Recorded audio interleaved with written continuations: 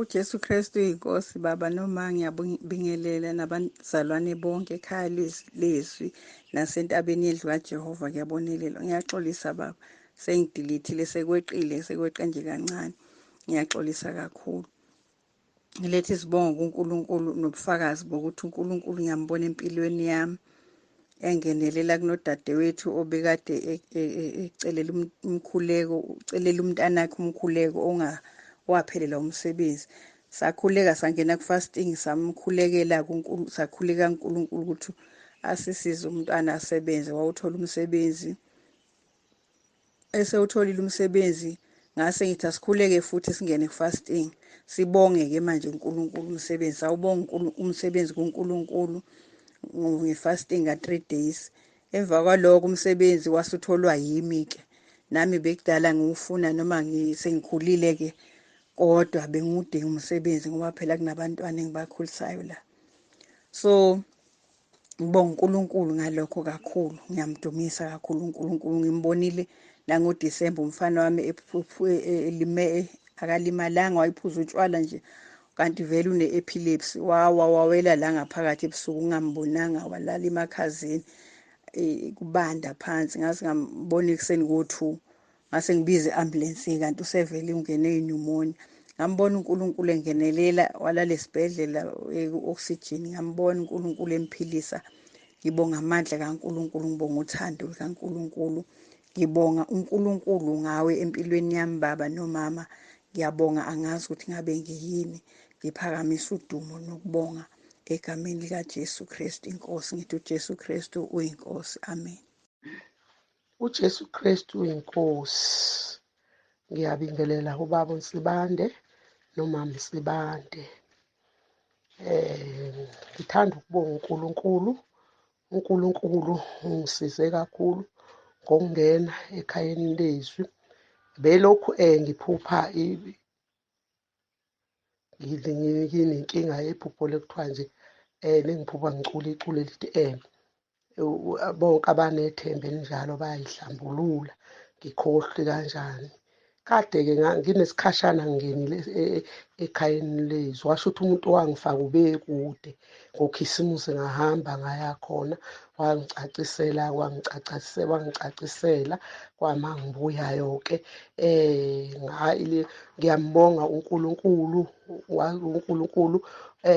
ongisizayo uyangisiza ngiyabasha baseRoma 10:9 ngibeke nasebeleni bengizohlinzwa ngizohlinzwa eyibele lo ngibeka wahlehlisa udokotela wathi udokotela mseyoze ngihlinzwe ngoMashi 5 kade ngizohlinzwa ngoJanuwari mhla ka-25 ngifika kwathi udokotela usehlehlisile ngambonga nje uNkulunkulu ngambonga kakhulu ngoba inhliziyo yami ayingathandi ngibona ukuthi angakhuleki kahle ngisanda ukuhlangana nekhaya leZwi uNkulunkulu wangivulela indlela-ke manje sengizokhuleka ngenze yonke into ngingene emkhosini ngenze konke okufanele ngikwenze ngiyambonga nje uNkulunkulu ngiyambabaza uNkulunkulu opulanela impilo yami ngoba bengisindisiwe vele kodwa benginesikhala nginenhlupheko izinto zingenzeki ngathi ngithi ngiyenza ngihlehlele emuva ngathi ngiyenza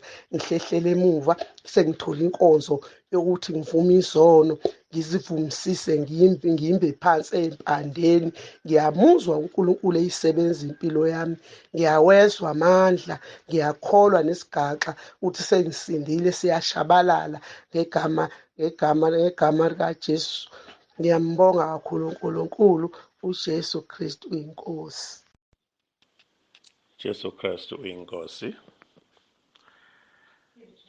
bingelela ekhaya leZwi tabeni yendlu kaJehova kuyabonelelwa bingelela ubaba bingelela umama ibandla lonke umntwana esasikhuleka egameni lakhe simnxusela kuNkulunkulu inkosi yagcina imbizile yambiza ngomhla ka-20 ngomgqibelo ekseni kodwa ke kwangijabulisa ke baba ukuthi sonke isikhathi sikhulekile naye ewenza umkhuleko wesivumo. Nginethemba nangokwazi ke impilo yakhe yangaphandle ngingaze kujuleni, kodwa isikhathi esiningi uhlale ephansi kwezandla zami. Lokho kwenza ukuthi ngithi mhlawumbe ingxenye enkulu kuyena ngiyayazi. Kungaba ukujulile nje okuba senhlizweni yomuntu, kodwa nje okungaphandle kwempilo engaphandle ngokwami ngizitshela ukuthi uyenkosini yakhe. Kuningi ke baba ke okubufakazi, kuningi ngalo lelo sonto. Angithi nje esontweni lokuqala, ngosuku lokuqala lomkhosi mhla ka-1, uNkulunkulu waba nezimangaliso nje azenzayo, ngoba ngesikhathi bebhikisha abantu bejabula, kukhona abajabula baze bagule egcekeni bedakiwe. Ngathi mase ngibona isimo sidlonga kakhulu kukhomba ukuthi usengaphuma umphefumulo, yathi ingane ewumzukulu umkhulu, hamba wenza imlingo yakho. Ngathi hawu ngane yami, lento okhuluma ngayo nginemlingo engiyithatha, ungaphindi uyisho. Yaxolisa ingane, kodwa ngathi mangibona isimo ngahamba ngafika ngamphatha nje esiswini, ngakhuleka ngamcela uNkulunkulu ukuthi azibonakalise kubona benje. Wenza isimangaliso, wasinda khona lapho umuntu wenkosi. Ngambona esedansa, bagcina sebemhleka, sebembiza ngoLazaro, bethi usevuswe kwabafile. Kuningi ke baba engingakuchaza, kodwa ke kuningi baba engihobe nakho ngenxa yokubuka ukuthi kuxinekeke kangakanani. Ngithi ayangigodle mhlambe ngiyokubhanqa, isikhathi kasingivumeli. Baba ngiyabonga, ngiyaphila ngikhona. uJesu Kristu uyinkosi. Yesu Kristu inkosi baba. Yesu Kristu inkosi. Siyabonga. Bengisemkhosini la, ngiphume nje namuhla ngigcine idolo. Ngiphume namuhla. Inkosi ngendlela esimanga la. Ngifuna kwenda i-license heavy duty. Ithi 6,000 nemadlana. Hawu, indoda lena igcine ithi hayi, idawungibita 3.5 mali ye-light kunale heavy duty.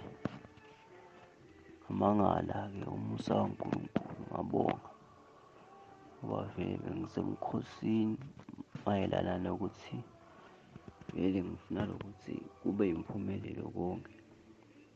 Jesu Kristu inkosi. uJesu Kristu inkosi baba, ngiyabingelela nangalesikhathi. Ngibonga uNkulunkulu, ngiyabingelela kuwena baba, ngibingelela umndeni wonke, ngibingelela ekhaya entabeni endlu kaJehova kuyabonelelwa. Ngithi baba angithule ngoba naku uNkulunkulu engangenzile. Uyangenzela uNkulunkulu, uyangenzela izinto eziyimanga baba. Ngangisababaze ukuvuka kwami nje cishe ngifa, umoya sunqamuka, wosuphuma nje kahle kahle baba, ngaba right. Ngathi ngibabazele wangena ingane yami yafa, yaphinde futhi yavuka ngomkhuleko. Ngathi ngibabazele ingane yami yaphuma amadimoni yentombazane ena-14. Ngithe ngibabaze lokho kwaba umfana. Sathi nje sikhuleka babantambami, kwavane kwababa indlebe kuyena, into ongakaze uyibone. Wathi usabathe waze wathatha uthilamentshisi wakopolota phakathi, waphuma into ongathi umayibhuli baba endlebeni. Umntwana wami umfana, kushuthi sekuwesithathu, kushuthi sesiba u4 kule nkinga. Mina ngazi baba ukuthi kwenzakalani. Baba kuthe ngelinye ilanga ngigoduka ngekhaya entshongweni, shuthi-ke ngiyihlalele nje, ngafika kuqala, wafika omunye usisi wesibili, sahlala eside isikhathi ngaba 2 hours. Ngithe baba sekuvalwe ithekisi, ngavane ngavula iy'ngoma zokholo. Ngithe uma ngivula iy'ngoma zokholo, lo sisi lo ufike kwesibili naye ufuna ukugoduka, umesho. Befaka nje izinto zama-fiber, amabhlukwe, egqokile nje lokuhloba kwale emhlabeni. ngilivule iculo lokho lokuqala liphele, ngivule lesibili, avane lo sisi sekuvaliwe isicabha sekumele ihambe ithekisi. Amane aphume lo sisi, aphume. Uyabona ukuthi ukhishwa ingoma yokholo. Angazi noma baba kwakuyidimoni indlelana noma kwakwenzakalani, kodwa lo sisi wangithusa kakhulu ngoba ukuphuma kwakhe azange aze alusho udaba ukuthi intoni, ngoba lo muntu kade elindile 2 hours uzophuma ngosuku ngesikhathi esokugcina. Angazi baba ukuthi yini yathi angivule iy'ngoma zokholo phakathi emotweni. Ngiyambonga uNkulunkulu, ngiyamdumisa, kanti iy'ndlela eziya ekhaya zimpi baba, zishona phansi ziyakhuphuka. Kubo baba akuzange hlampe kwenzeke ngabe umuntu wafa. uNkulunkulu ngiyambabaza, ngiyambuka mina, ngiyambona uNkulunkulu mehamba nami ukuthi ozasisindisa uNkulunkulu. Ngiyabonga baba, ngiyambonga uNkulunkulu, ngiyabonga ubasekhaya entabeni endlu kaJehova ngiyabonelelwa. Bazalwane, umuntu ongazi, ngiyacela nje, ngiyacela umuntu ongakaze angene ngaphakathi akangene. uJesu Kristu uyinkosi, kuyaphilwa. uJesu Kristu uyinkosi baba, ngicela ukubingelela egameni lenkosi yethu uJesu Kristu waseNazaretha. Baba, ngibe ngisacela nje ukudlulisa ukubonga okukhulu kuNkulunkulu Baba, ukuthi usithwalile singabantwana bakhe kade sisemkhosini ka-21 days. Nami ngibone isimangaliso ubaba uNkulunkulu Baba esithwele kuleli khaya nomntwana wami besingenile naye. uNkulunkulu usenzele umuso omkhulu Baba. Ngibonele umkhosi kuwumkhosi obelula nohambeke kalula kunayo yonke imikhosi esengike ngangena kuyona. Ngiyambonga nje kakhulu uNkulunkulu Baba ngemisebenzi yakhe yomusa asenzele yona, futhi engikubone kakhulu bemsebenzisa kakhulu umntwana wami ebengingene naye emkhosini, ngoba nje uyena bengilekelela kakhulu. Ngisho entweni yokuphuza ngibone esengibuza, mama ubusuke waphuza ngikwenzela into yokuphuza. Ngiyambonga nje kakhulu uNkulunkulu Baba ngemisebenzi engimbone esenzela yona kuleli khaya. Kuma-prayer items khona nje iy'nambuzane beyihlupha kakhulu, zigcwala la endlini, iy'ntuthwane ivele kube mnyama phezulu odongeni, kugcwala iy'ntuthwane endlini, ngisho iy'mpukane, lonke uhlobo Baba lwesinambuzane.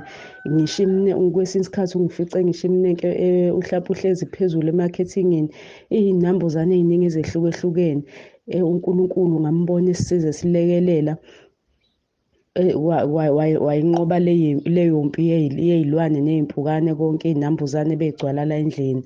Ngithe kusuka ngabona sekuqala sekusondela ngisho inyoka. Khona usuku la everanda esathola khona inyoka ifuna ukungena endlini. Ngasho ngathi ngeke asikufakeni kuma-prayer items, ngisho kumntwana wami lo besingene naye emkhosini.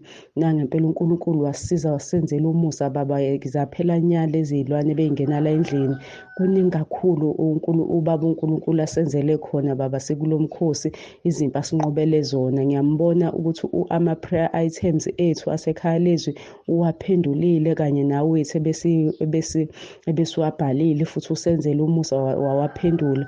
Manje ngithi nje ngicela ukuthatha leli thuba ukuthi ngibonge kakhulu kuNkulunkulu Baba ngalokhu asenzele khona. Ngikhumbulile ukuthi ngelinye ilanga kwathi inkosi uJesu iphilisile abayishumi, kwabuyela oyedwa wahamba wayobonga. Nami ngakhumbula ukuthi ngabe ngenze likhulu iphutha uma ngabe ngingezi ukuzobonga. Ngiyambonga kakhulu uNkulunkulu Baba, ngiyamdumisa. Ngithi uJesu Kristu uyinkosi, amen. uJesu Kristu uyinkosi, baba umpostoli nomama umpostoli. uJesu Kristu uyinkosi. Bingelela intaba yendlu kaJehova kuyabonelelwa. Ekhaya leZwi ngithanda ukuxolisa kakhulu baba umpostoli ukwenza iphutha nje ngikhanselile, kanti ngenza iphutha ekuthaneni ngibhale ngithumela i-VN ende engade ngithule ubufakazi bami. Ngiyaxolisa kakhulu, ngicela ungixolele baba umpostoli nobaba uNkulunkulu angithethelele.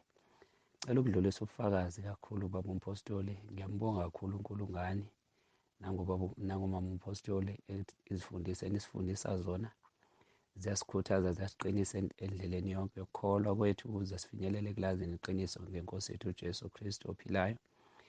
Ubufakazi enginabo lana ngibe nayo, yebo, inselelo enkulu sisemkhosini. kodwa uNkulunkulu wasinqobela-ke sasawuqeda u-21 days. Ubufakazi enginabo lana sithe sesiqedile ngolosine ebusuku kwakhona nje ukuthi uNkulunkulu angivusa ukuthi ngithandaze ngo-10 to 12 ebusuku. Uma ngithandaza ngo-10 to 12 ebusuku uzwakala iphimbo ungathi lo muntu olilayo kwakhona, kodwa ngisho izinja kwawucaca ukuthi hhayi iphimbo nje lemimoya. Ngathandaza ngathi uJesu Kristu inkosi, uJesu Kristu inkosi, futhi liqubukele lo phimbo kade ngisho njalo. Ngathandaza ngamahubo 91. Emva kwaloko lathula, ngathandaza ngaqhubeka ngaqeda. Kwathi ngosuku olulandelayo lwesibili ngolosihlanu kwakhona into ephonseka phezu kwendlu nje ekwayo, kwathi yahuduleka kuyahamba phezu kwendlu. Ngathi uJesu Kristu inkosi, uJesu Kristu inkosi. Yanqobeka naye yathula yathi nya kwaze kwaba inamhlanje. Ngithanda umbonga kakhulu inkosi uJesu, ngiyamdumisa ngithi akekho njengaye, akekho ofana naye. Usinikeze isikhali esingaphezu kwezikhali zonke, uthi nje uJesu Kristu inkosi bese siyanqotshelwa emimoyeni nasey'ntweni ezimbi ngisho izifo. Ngiyambonga kakhulu uNkulunkulu, ngiyamdumisa ngithi uJesu Kristu inkosi. uJesu Kristu inkosi. Baba, ngiyabingelela kubaba nomama, ngibingelele nomndeni wonke, ngibingelele nekhaya leZwi. Ngithanda ukumbonga uNkulunkulu kakhulu ngawe baba, ngingacela umkhuleko, ngihlajwe izwi ngenye into ebengihleli kabuhlungu emoyeni wami. Ngiyabonga kakhulu baba, ngikhululekile, ngibonga uNkulunkulu ngemva komkhuleko oye wangenzela wona. Ngikhululekile kakhulu futhi ngiyabonga baba ukuthi uNkulunkulu akusebenzise ngezwi. Izwi uma ulikhipha emlonyeni wakho ngempela liphuma liyinkemba, lenza umsebenzi empilweni zethu. Futhi uma ulikhipha liphuma liyokuphila, liphuma nje lowumuthi, siyaphila ngalo. Ngiyabonga kakhulu baba Nzimande, uNkulunkulu akubusise, akwenzele ngomusa, akwandisele, uyisibusiso empilweni zethu. Ngempela uthunyiwe uNkulunkulu, ukuthumile ukuthi uzophilisa thina, ukuthi uzosukhomba indlela eya ekhaya ezulwini. uNkulunkulu akubusise, uJesu Kristu inkosi. Ngiyabonga baba. Ngibingelela ekhaya leZwi, ngibingelele entabeni yendlu kaJehova kuyabonelelwa, ngibingelele inciko kaNkulunkulu nomama nababonke bomndeni abamzibande. Ngiyabingelela egameni likaJesu. Ngiyabonga uNkulunkulu ongisizile ekuphumeni kwami enkosini. Ngihlalela amaviki 2 ngabuye ngaye ko-check up, i-BP ayisekho. i-BP uNkulunkulu wenza ummangaliso.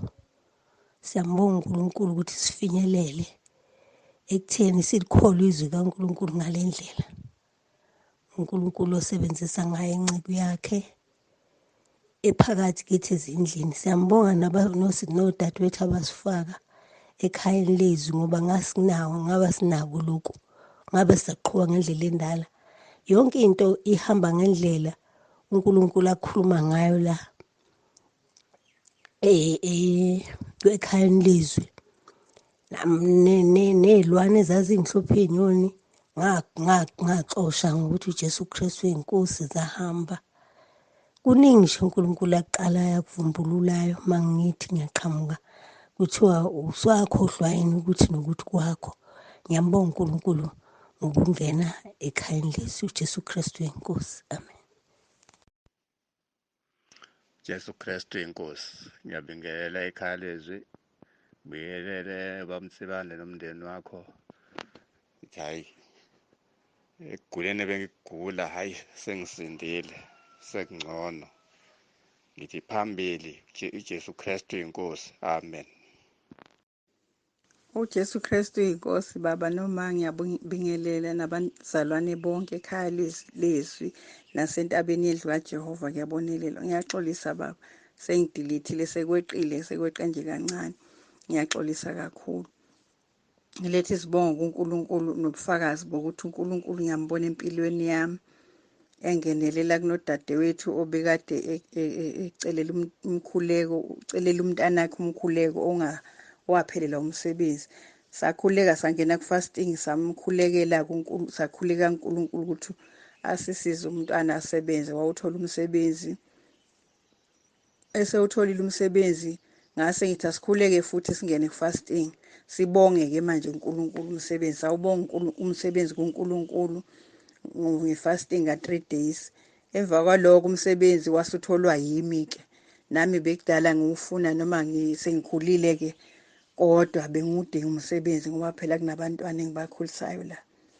So ngibonga uNkulunkulu ngalokho kakhulu, ngiyamdumisa kakhulu uNkulunkulu. Ngimbonile nangoDisemba umfana wami akalimalanga, wayiphuza utshwala nje kanti vele une-epilepsy, wawela la ngaphakathi ebusuku ngingambonanga, walala emakhazeni kubanda phansi. Ngase ngambona ekuseni ngo-2 ngase ngibiza i-ambulensi kanti usevele ungene inyumonia. Ngambona uNkulunkulu engenelela walala esibhedlela oxygen. Ngambona uNkulunkulu emphilisa. Ngibonga amandla kaNkulunkulu, ngibonga uthando lukaNkulunkulu. Ngibonga uNkulunkulu ngawe empilweni yami baba nomama. Ngiyabonga, angazi ukuthi ngabe ngiyini. Ngiphakamisa udumo nokubonga egameni likaJesu Kristu inkosi. Ngithi uJesu Kristu uyinkosi. Amen. uJesu Kristu uyinkosi baba. Baba bengicela ukubonga uNkulunkulu egameni lenkosi yethu uJesu Kristu.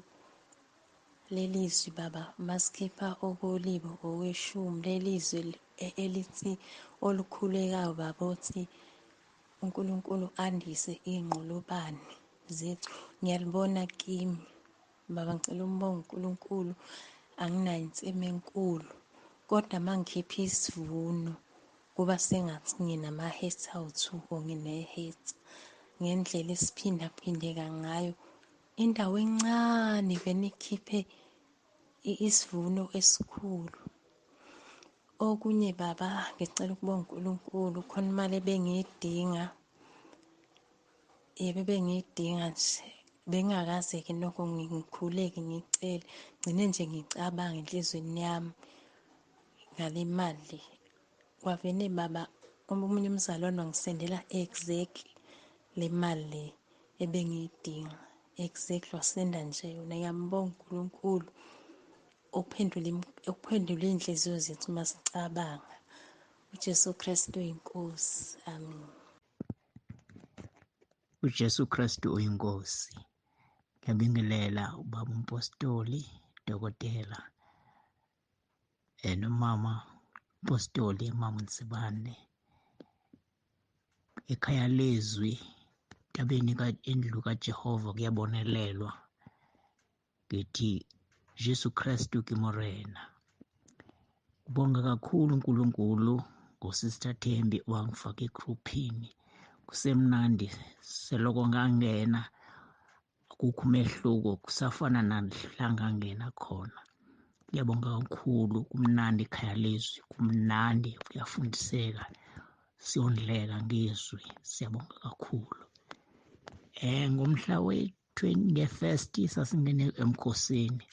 uNkulunkulu wayisiza impilo yami, kwakulula ngohlobo olumangalisayo. Ngibonga ukuthi konke nje kwahamba ngohlelo. Sengiyaviva, ngiyambona u-40 days ungifanele futhi uzoba lula.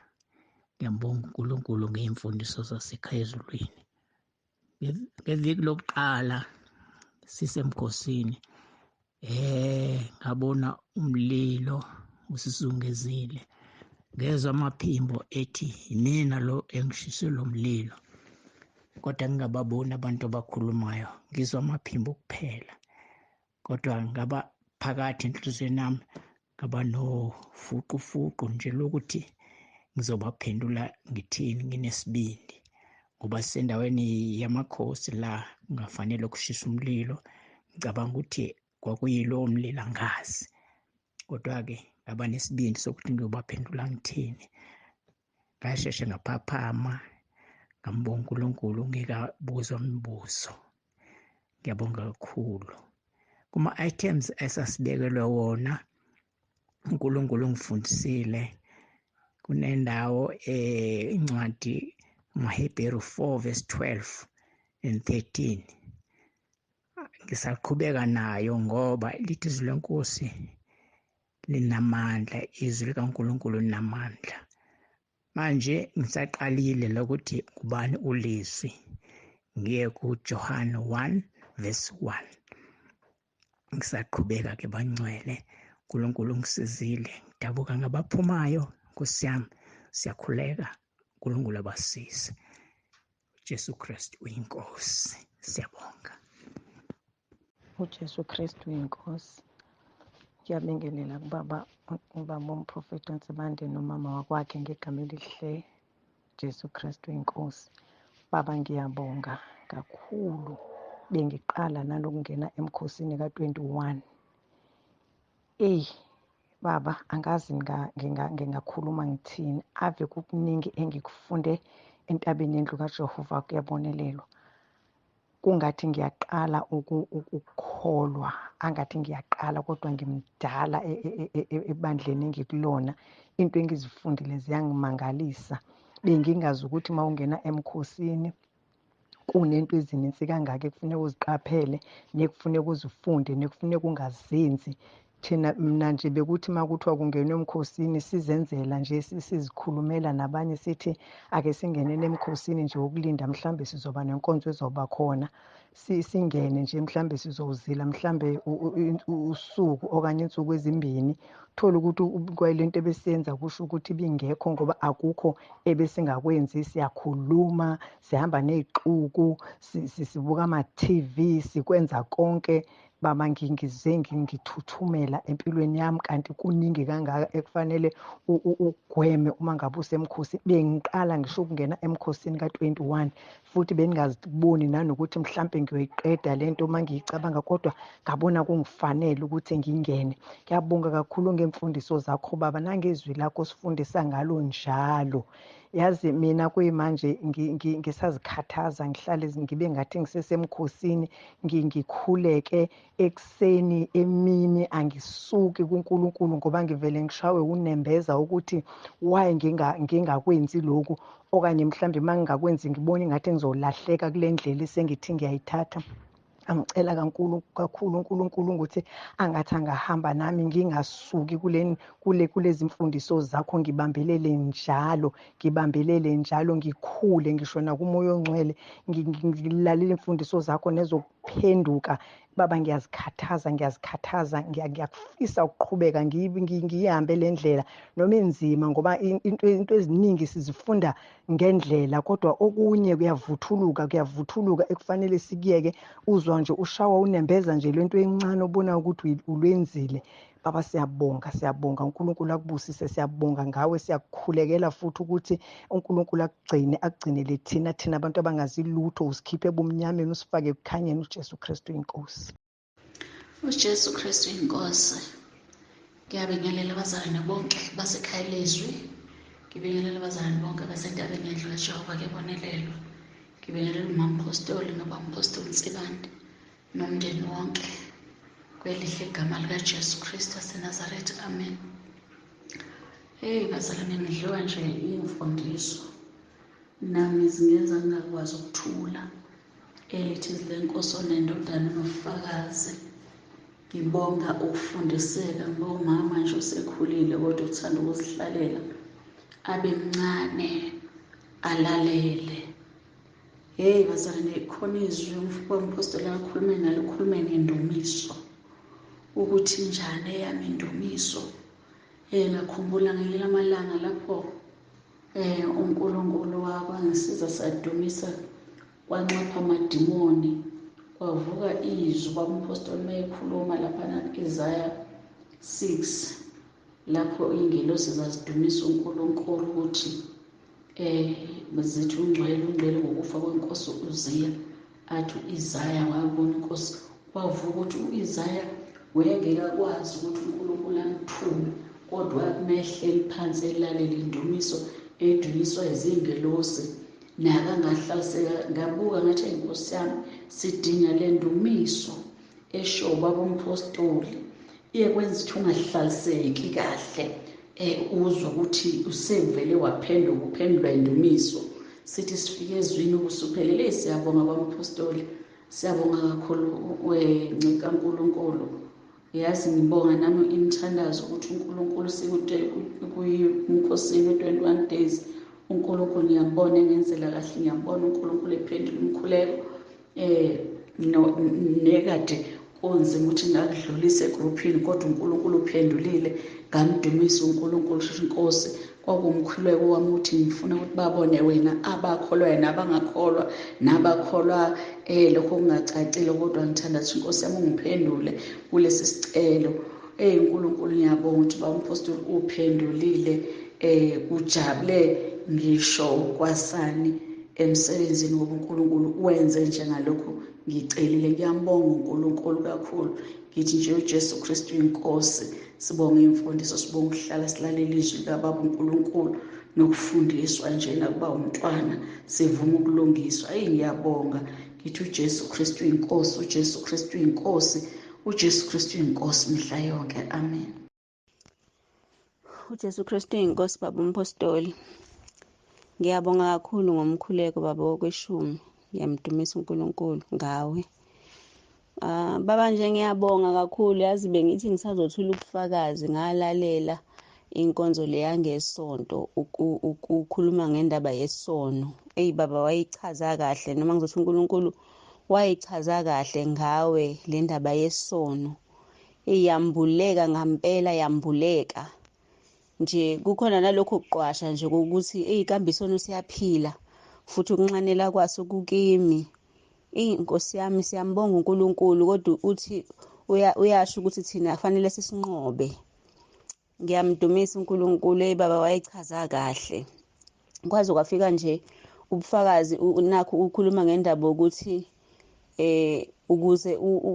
ukuze isono singabi namandla, kwesinye isikhathi uze uvume nento ongayenzanga oyicabangile, ngoba into oyicabangile kwelikamoya uyenzile. Siyamdumisa baba uNkulunkulu kakhulu. Ngiyambonga kakhulu uNkulunkulu. Yambuleka, avuleka amehlo ngampela, yacaca indaba yesono. Nkosi yami, angazi nje nongathi uzama ukukubulala. Lento ngeke kusacimeka. uNkulunkulu lomlilo usowokhelwe nje, uyavutha, uyabhebhetheka. Lewaleli ivangeli eliphilile. Ngeke kusenzeka nje, usathane unamanga, wehlulekile, kade ehluleka. Uyazi nje mangibuka ngisho ney'nkonzo zaphakathi ney'nsuku, khona la uke wadumisa khona, ngidumisa kanye nawe. Siyambonga kakhulu baba uNkulunkulu, siyamdumisa uNkulunkulu. Lezi nkonzo nje khona la angazi noma amandla ngisuke multiplyekile yini. Uthi uma ulalele uzwe nje ukuthi hayibo, namhlanje ngathi sikwenye indawo. Siyamdumisa uNkulunkulu ngawe baba. Kwangathi angakubusisa ngobude bey'nsuku, kwangathi uNkulunkulu angakubiyela nje. Usathane unamanga, akukho nje. Ngisho nokungenzeka kuwe, ngisho ngabe thiwa ukufa kuyafika, ngeke kufana nokuthi ngeke sawuthulisa umlomo wakho njengoba wawusho ukuthi uyoshumayela ngisho usufile. Baba kunjalo, uyoshumayela ngisho usufile. Izinto uNkulunkulu asezi-investe kuthina ngawe ziyisimanga.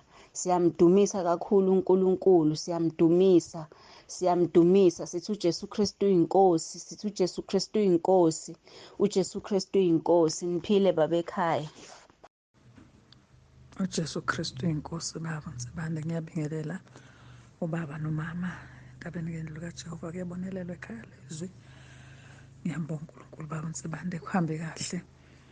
Livaliwe ifayeli namhlanje, ngizitholile izikhizo umuzi wami. Sengiyoqhubeka nami ngifaka abantu, ngidle imali, inhliziyo yami ikhulekile ngoba sonke lesikhathi benginalokho enhlizweni ukuthi lo baba akaveli, ngifana nomuntu oheba endaweni erongo.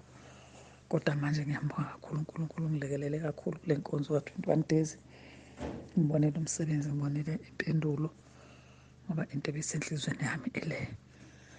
Siyabonga kakhulu baba Nsibande. uNkulunkulu akugcina, akubeke, uqhubeke ukukhuluma inciko yenkosi noma usathane evusa izimpi, ngoba kuwusathane nje uvusa izimpi ethi umuntu entweni yomunye umuntu ethi ufuna entweni kaNkulunkulu, ngoba uhlukanisa kahle baba Nsibande. Akwazi ukuthi ngibongeni ngenzi into ethile, uthi umuntu nomuntu noNkulunkulu, akabonga uNkulunkulu. Akekho nje umzalwane engeke ngimuzwe ethi ubonga baba Nsibande ngoba umphilisile, kodwa sonke sibonga uNkulunkulu osenzela izinto ngey'mfundiso zikababa uNsibande. Ngalo ndlela sikhona emabandleni, kodwa ziningi izinto ngisemuva ngazo ebengayitholi esengifike ngayithola kuwe. Baba Nsibande, ngiyambonga kakhulu uNkulunkulu.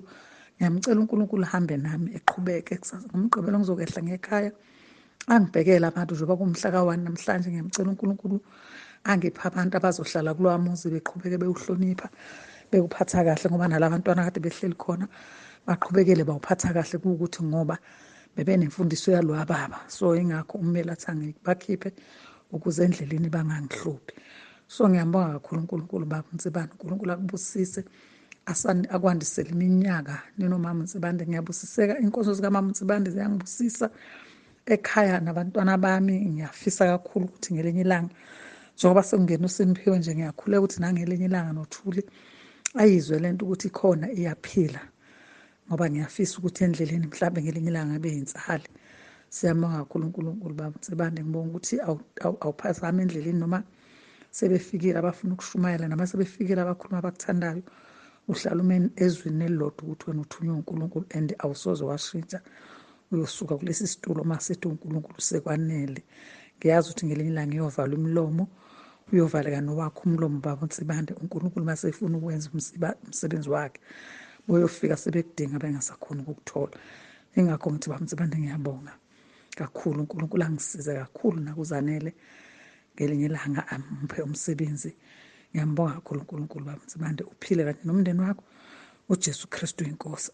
uJesu Kristu inkosi. Baba Mpostoli, ngiyabingelela egameni lenkosi yethu uJesu Kristu. Baba Nsibande, ngithi nje angidlulise ukumbonga kakhulu uNkulunkulu kwilist yami engangikhuleka kuyo kade sisemkhosini. Lokhu engikubongayo kwakungokunye kwakho uNkulunkulu angenzele ngakho umusa.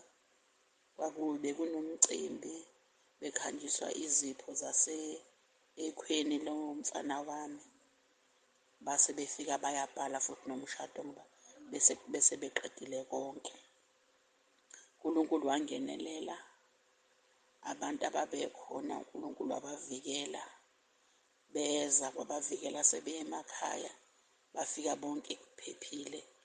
Kunokuthula, kunokubambisana, kunokubekezelelana, noma abantu babe baningi ngendlela eyayimangalisa. Sasingabalindele ukuthi kuzoba nabantu abangaka, kodwa nje kunokuthula, kudedelwana kahle, kubanjiswene, kumnandi. Kwabonakala ukuthi lokho okwenzekalayo akwenziwa umuntu, kodwa kwenziwa uNkulunkulu okwazi ukwenza konke. Baba, ngidlulisa nje amazwi okubonga ukuthi uNkulunkulu muhle ngezikhathi zonke.